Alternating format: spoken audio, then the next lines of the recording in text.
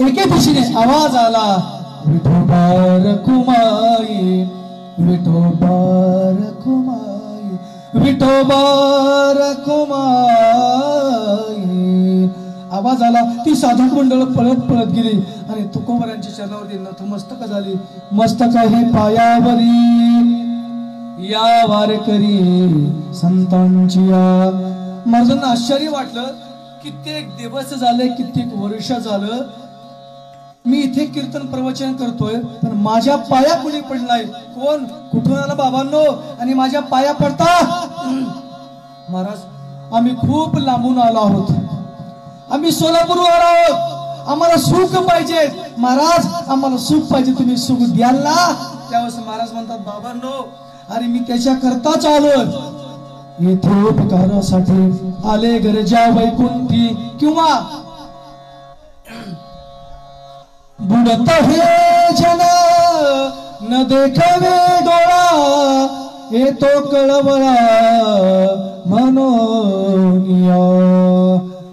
अरे मी याच्या करताच आलो. आणि 3 भाग पडतात. यावं लागतं, आणावं लागतं आणि येत असतात. यावं लागते ते तुम्हा मला पूर्व जन्मीचं संचित भोगण्याकरता. आणावं लागतं ते देवाला. यदा यदा ही धर्मस्य कमी किंवा परित्रयानाम साधूनाम.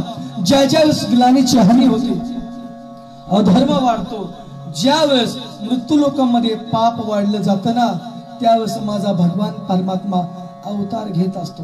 मी काही लोकांना प्रश्न केला, महाराज तुम्ही म्हणता पाप वाढल्यानंतर, अधर्म वाढल्यानंतर देव जन्म घेतो, मग आता अधर्म नाही का? आता पाप नाही का? अरे ज्या हिंदूंची गाय पवित्र मानली जाते, त्याच गायीची या भारत देशामध्ये कत्तल केली जाते. अधर्म नाही का? पाप नाही का? ज्या साधूंची गेल्या 3 दिवसात 4-5 दिवसापूर्वी मुंबईच्या ठिकाणी पालघरला हत्या केली, सांगा पाप नाही का? अधर्म नाही का? अरे ज्या आईच्या उदरी 9 महिने 9 दिवस राहून त्याच आईला घराच्या बाहेर हाकलतो, सांगा अधर्म नाही का? पाप नाही का?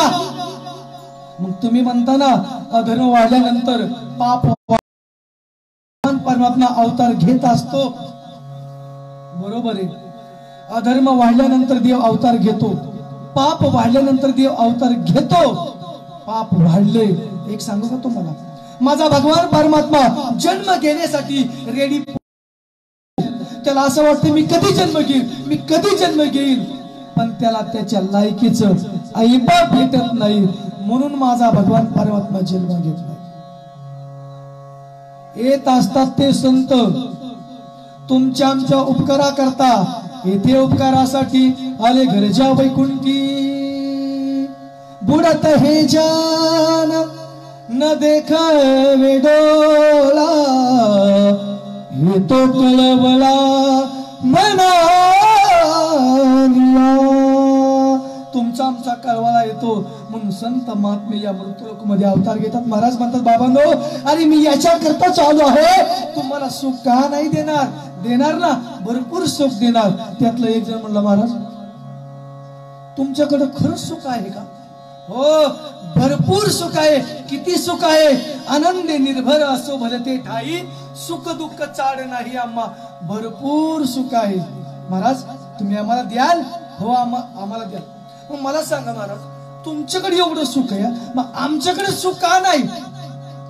तुम्ही प्रपंच करता, आम्ही प्रपंच करतो, तुम्हाला आहे तर मग आमच्याच पदरी दुःख का? तुमच्याकडे एवढं सुख का? त्यावेळेस महाराज म्हणतात, बाबांनो, तुम्हाला एक महाभयंकर रोग झाला, रोग. मग मात्र यांना राग आला. हे म्हणतात, महाराज आम्ही सुख मागण्याकरता तुमच्याकडे आलो आहोत. नसल द्यायचं सुख देऊ नका, पण कमीत कमी तुम्ही आम्हाला रोगीत तरी म्हणू नका. समजा आपण एखाद्याला म्हटलं, हे रोगीत, राग येणारच का? राग येणार, साहजिकच आहे. समजा एखादी व्यक्ती सहज जरी खोकला ना, सहज खोकला ना, की माणूस संशयाने पाहतो, ह्याला कोरोना झाला का काय, संशय लगेच पाहणार, राग येणार. हे म्हणले, महाराज तुम्ही आम्हाला म्हणता रोगीत झाला, बरं तुम्ही वैद्य आहात का? तुम्ही डॉक्टर आहात का? तुम्ही आमची तपासणी केली, चेकअप केली, आणि तुम्ही आम्हाला डायरेक्ट म्हणता तुम्हाला रोग झाला? राग येणार ना? महाराज म्हणजे ठीक आहे, तुमची तपासणी करू, तुमची चेकअप करू. लाईननी उभा केलं, लाईननी सांगितलं तुम्हाला सुख पाहिजे? हो आम्हाला सुख पाहिजे. महाराज म्हणले माझ्याकडे फक्त सुख आहे, भरपूर सुख आहे, मी तुम्हाला देणार. तुम्हाला नक्की सुख पाहिजे? हो महाराज आम्हाला भरपूर सुख पाहिजे, नक्की सुख पाहिजे. आम्हाला आमच्या प्रपंचात खूप दुःख आहे. नक्की दुःख आहे? भरपूर दुःख आहे आम्हाला आमच्या प्रपंचात, आमच्या घरी भरपूर दुःख आहे. महाराज म्हणले माझ्याकडे सुख आहे, मी द्यायला तयार आहे. मग एक काम करा, आता माझ्याकडे आला आहात ना, तुम्ही इथंच राहा, आता माघारी मुलाबाळात जाऊ नका, मी तुम्हाला भरपूर सुख देतो. मग ही एकमेकाच्या तोंडाकडे बघायला लागले. म्हणजे जरा अवघडच झाले का आता? महाराज हिथच ठेवून घ्यायचं म्हणतात. त्यातला एक जण म्हणला महाराज राहिला असतो बर का मी तुमच्याकडे, पण झाले काय, मागच्याच आठवड्यात पुरीला पाहुणी येऊन गेल्या, तर एकदा का पुरीचं उरकलं मी तुमच्याकडेच राहणार. महाराज म्हणले आता कळलं. आणि चार पाच काय चांगले 10-15 जण येणार, कचकून खाणार आणि दातीचकून म्हणणार आम्ही तुम्हाला पत्राने कळवू. पूर्वीच इतिहास सांगतो, आताच नाही. तुकोबरांच्या काळातलं. मुलगी पाहायला आली, मुलगी पाहिली, भरपूर खायचं, निघून जाताना म्हणायचं आम्ही तुम्हाला पत्राने कळवू. मग मुलीच्या बापाने तेवढी आशा ठेवायची, एक कमी पैशाचा नारळ घ्यायचा, मंदिरात जायचं आणि देवाला म्हणायचं देवा तेवढं टपालाचं बगड्या. आमचा देव काय पोस्टर म्हणे का टपालाचं बघायला? दुसरा म्हणला महाराज आपलं काय नाही, मुलींची लग्न झाली, सगळं जिथली तिथं तेवढी 2 मुलं येतं. एकदा का त्या 2 पोरांना कारखान्यावर चिटकिलं, मी मोकळा झालो. मी म्हणलं तू पोरांना का चिटकितो, तू जाऊन टिपीतले फ्यूजा धर ना. तिसरा म्हणला महाराज आपलं तसलं काही नाही, मुला मुलींची लग्न झाले, जिथल्या तिथं सगळं चांगलंय, फक्त 2 बैल आहेत ना, ती बैल हातच लावून देत नाही, नाहीतर मी तुमच्याकडेच राहणार. महाराज म्हणले वास आता कळलं. साधक मंडळी म्हणले महाराज तुम्ही आमचा रोग ओळखला, मग त्याचं नाव तरी सांगा. महाराज म्हणतात तुम्हाला ममत्व म्हणजे माया नावाचा रोग झाला, माया. साधक मंडळी म्हणतात महाराज तुम्ही आमचा रोग ओळखला, त्याचं नाव सांगितलं, मग त्यावर औषध तरी द्या. त्या तुकाराम महाराज म्हणतात अरे जर तुमचा ममत्व माया नावाचा रोग जर घालवायचा असेल तर तुम्हाला एकच औषध, ब्रह्मरस घेई काढा जेणे पीडा वाढेल. तुम्हाला ब्रह्मरसाचा काढा सेवन करावं लागेल, तरच तुमचा पीडा नावाचा रोग निघून जाईल. आता तुकाराम महाराज म्हणतात ब्रह्मरस घेई काढा, ब्रह्मरस घेई काढा. काढा या शब्दाची व्याख्या काय? एकापेक्षा जास्त पदार्थाचं एकत्रीकरण केलं जातं तेव्हा बनतो काढा. फॉर एक्झाम्पल चहा. आता चहा हा काढा नाही, पण लोक म्हणतात चहा पिल्यानंतर थकवा जातो, चला आपण चहाचा काढा तयार करूया. चहाचा काढा तयार करायला काय काय लागतं? काय लागतं? बरोबर, काय काय लागतं? चहा पावडर, दूध आणि साखर इत्यादीचं मिश्रण केलं जातं तेव्हा बनतो चहाचा काढा. मग तुकाराम महाराज म्हणतात ब्रह्मरसाचा काढा म्हणजे नेमका कुठला काढा? काढा म्हणजे नेमका लावणी मृदंग श्रुती टाळ घोष,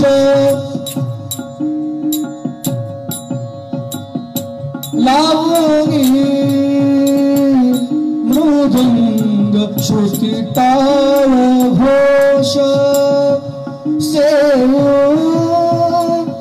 ब्रह्मरस आवडीने मोर नियवाटा सूक्ष्म दुस्तर मोर नियवाटा सूक्ष्म दुस्तर, लावणी मृदंग श्रुती टाळ घोष, सेवो ब्रह्मरस आवडीने.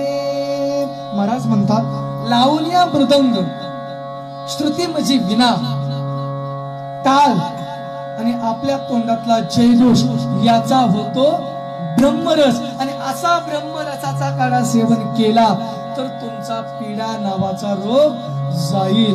मग यांनी साधकांनी प्रश्न केला, महाराज तुम्ही आमचा रोग ओळखला, त्याचं नाव सांगितलं, औषध देखील सांगितलं, पण हे औषध आत्ताचं आहे का पूर्वीचं आहे का पहिलाच प्रयोग तुम्ही आमच्यावर करताय? कारण पहिलं कसं शास्त्रज्ञ एखादा शोध लावायचा म्हटलं कुत्रे मांजरा प्रयोग करायचे, बरोबर आहे?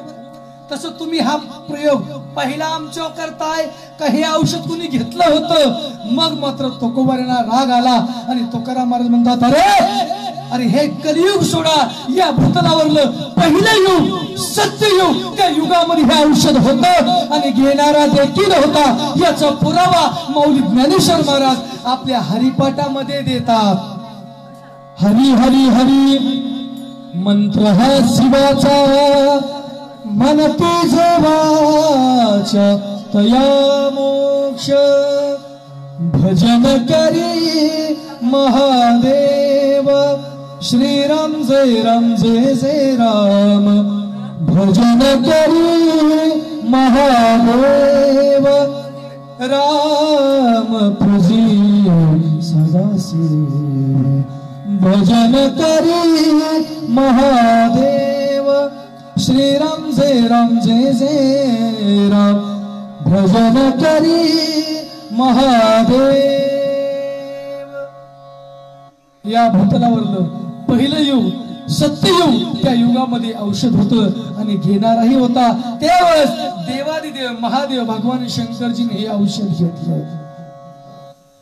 प्रसंग कुठलाही असो, प्रसंग सुखाचा असो दुःखाचा असो किंवा अत्यंतिक सुखाचा असो, कुठलाही प्रसंग असो, तो प्रसंग बाजूला ठेवून जर देवाचं चिंतन केलं तरच तुमचा पीडा नावाचा रोग निघून जाईल. सत्ययुग सोडा, त्याच्या पुढे चला द्वापारयुग. त्या द्वापारयुगामध्ये हे औषध होतं आणि घेणाराही होता ब्रह्मरसाचे पारणे. हो, त्यावेळेस माझ्या अर्जुनाने हे औषध घेतलं. त्रेतायुग, त्या युगामध्ये हे औषध होतं.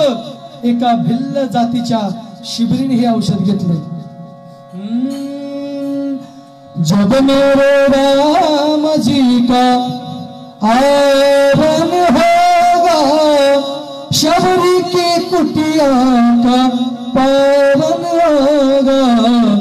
जब मेरे राम जी का आवन होगा, शबरी की कुटिया का पावन होगा. त्यावेळेस शबरीने हे औषध घेतलं आणि या कलियुगामध्ये सकळासी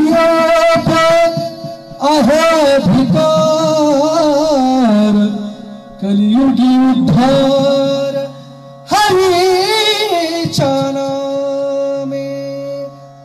हाच ब्रह्मरस, असाच ब्रह्मरस सेवन केला तर तुमचा पीडा नावाचा रोग निघून जाईल. आणखी एक सांगू, यदि आपके जीवन में कोई कष्ट हो, यदि आपके जीवन में कोई कष्ट हो तो कष्ट को नष्ट करने के लिए इष्ट का स्मरण कीजिए. इष्ट यानी परमात्मा. उस परमात्मा का जब तुम स्मरण करोगे, मतलब याद करोगे, बदले में क्या मिलेगा? याद. इस शब्द का उल्टा कीजिए, याद दया. जब हम भगवान को याद करेंगे तब भगवान हम पर दया करेंगे, दया. अगर जीवन में लाभ चाहिए, लाभ, तो पहले लाभ का उल्टा करना सीखो. लाभ भला, पहले जीवन में दूसरों का भला करना सीखो, फिर आपको लाभ ही लाभ मिलेगा. जो हाथों से ताली बजाते उसे नाद ब्रह्म कहते हैं, और मुख से जो भगवान का नाम लेते हैं उसे शब्द ब्रह्म कहते हैं. नाद ब्रह्म और शब्द ब्रह्म जब एक हो जाते हैं तब पर ब्रह्म की प्राप्ति होते. बोलो जय श्री राम. असा ब्रह्मरसाचा काढा सेवन केला तर तुमचा पीडा नावाचा रोग वारेल. वारेल म्हणजे काय? तुकोबारांनी महत्वाचा शब्द टाकला, वारेल. जाईल असे म्हटले नाही, कारण गेलेलं माघारी येतं. समजा एखाद्याची पत्नी माहेराला गेली, आज न उद्या ती माघारी येणार आहे. पण समजा काय एखाद्या दिवस ती वारली, ती कधी येणार आहे? तसं तुकाराम महाराज म्हणतात, ब्रह्मरस घेई काढा जेणे पीडा वारेल. जेणेकरून पीडा तुमची कायमची निघून जाईल. पण एक सांगू का, ब्रह्मरसाचं काढा सेवन करत असताना तुम्हाला महत्वाचा मुद्दा म्हणजे पथ्य सांभाळावं लागेल. तुम्ही आजारी पडला, डॉक्टरकडे गेला, डॉक्टर मला खोकला झाला. डॉक्टर म्हणले हे औषध घ्या 5-5 ml 3 टाइम घ्या, पण आंबट खाऊ नका. आता मला सांगा, औषध दिले ना, मग हे खाऊ नका ते खाऊ नका, काय करून सांगायचं? पथ्य हे सांभाळावं लागेल. जर तुम्ही पथ्य सांभाळलं तर तुमचा आजार निघून जाईल. डॉक्टर म्हणतात आंबट खायचे नाही. आंबट खाल्लं आणि एक बाटली काय, अशा 10 जरी बाटली पिल्या औषधाच्या तरी रोग निघून जाणार नाही. उलट रोग घरामध्ये आपल्या शरीरामध्ये मोठं घर करून बसेल. तसं तुकाराम महाराज म्हणतात, ब्रह्मरसाचा काढा सेवन करण्याकरता जो काढा आपण तयार केला आहे, पण तुम्हाला पथ्य हे सांभाळावं लागेल. ते पथ्य म्हणजे काय?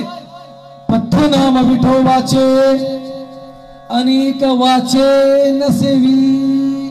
कुठल्याही प्रकारचं अनेक वाचे नसेवी. एक गाव आम्ही विठोबाचे नाम अनेकापे काम नाही. आता बस कुठल्या देवतेचं नामस्मरण करायचं नाही, फक्त एकच पांडुरंग परमात्म्याचं. माऊली ज्ञानोबा गोड वर्णन करतात ज्ञानेश्वरी मध्ये. पाठी सोमवार पावे बेलीसी लिंग धावे ऐसा एकुलाची अगवे जोगा विजो. आपण काय केलं माहिती का? प्रत्येक वाराणसी देव निर्माण करून ठेवले. सोमवारी वेगळा, मंगळवारी वेगळा, बुधवारी वेगळा, गुरुवारी वेगळा, शुक्रवारी वेगळा, शनिवारी वेगळा, रविवारी वेगळा. प्रत्येक वारा दिवशी वेगवेगळे देव. नेमकी आम्ही भक्ती करते कुणाची ही आमच्या तर संभ्रम आहे. साधकांनी पुन्हा प्रश्न केला, का हो एकाच देवते स्मरण का करायचं? पांडुरंगाचंच भजन का करायचं? बलिया माझा पंढरीराव जो या देवांचाही देव, सर्व देवांचा अधिपती असणारा माझा भगवान पांडुरंग परमात्मा, तुम्ही त्याच्याबरोबर जावा, तुम्ही त्याला शरण जावा.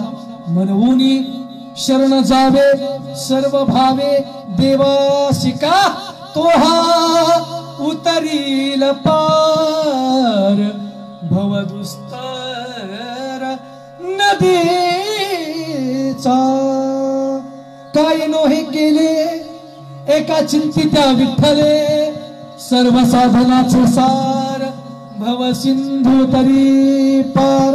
योग याग तपे केली तयानी अमुपे कारण सर्व साधनाचे सार भव सिंधू उतरी पार. म्हणून काय करा, एकच करा. तुका म्हणे जपा, तुका म्हणे जपा मंत्र त्रिअक्षरी सोपा. कोणता? विठ्ठल. तुम्ही काय करा, त्याच पांडुरंगाच्या चरणी समर्पित करा, त्याच पांडुरंगाला शरण जावा, त्याचंच चिंतन करा, तरच तुमचा पीडा नावाचा रोग निघून जाईल. पण त्याच्यामध्ये भाव पाहिजे, त्याच्यामध्ये प्रेम पाहिजे, त्याच्यामध्ये अहंकार नकोय. कारण ज्ञानाच्या पाठीमाग अहंकार आहे. नवल अहंकाराची गोटी. माऊली म्हणतात ना, ज्ञानाच्या पाठीमाग अहंकार आहे, बरोबर आहे, पण तो अहंकार बाजूला ठेवा. का? अहंकार गेला तुका म्हणे देव झाला. जर तुम्हाला देवरूप व्हायचं असेल, माझ्या भगवंताचे ऐक्य साधायचं असेल, तर तुम्हाला अहंकार हा बाजूला ठेवायचा लागेल. अहंकार काढून टाका. अरे या अहंकाराने चांगल्या चांगल्याची वाट लावली. अहंकार म्हणजे मी या मीने चांगल्या चांगल्याची वाट लावली. उत्कृष्ट कीर्तनकार असू द्या, उत्कृष्ट गायक असू द्या, उत्कृष्ट वादक असू द्या, पण मी का आला की त्याचा नाश झाल्याशिवाय राहणार नाही. रावणाचा नाश आला, तुमचं आमचं काय? मी म्हणजे काय? एक बार जब राम रावण युद्ध समाप्त हुआ, पहली बार प्रभु श्री राम अयोध्या आए, तब मां ने पूछा, हे राम, मैंने सुना है क्या तूने रावण को मार दिया? तब श्री राम बोले, माँ मैंने रावण को नहीं मारा, रावण को तो मैंने मारा. नाही समजलं? अजून सोपं करून सांगतो. ज्यावेळेस राम रावण युद्ध संपलं गेलं, रावण मारला गेला, पहिल्यांदाच प्रभू श्रीराम अयोध्येमध्ये आले. त्यावेळेस आई कौशल्याने विचारलं, प्रभू हे श्रीरामा, मी असं ऐकलंय, हे राघवा मी असं ऐकलंय तू रावणाला मारलं. त्यावेळेस प्रभू राम म्हणतात, आई मी रावणाला नाही मारलं, रावणाला त्याच्या मीने मारलं. समजलं? मी त्याच्या अहंकाराने रावण समाप्त झाला. अहो भले भले मी पुन्हा येईल, नाही येत आलं, मी हे करीन, मी ते करीन, नाही जमलं, अरे एकदा मी आला की त्याचा नाश झाला. हे लक्षात ठेवा. देवाचं चिंतन करायचं, ब्रह्मरसाचं काढा सेवन करायचा, पण त्याच्यामध्ये मी मात्र आणू नका. बोलता बोलता बराचसा वेळ निघून गेला.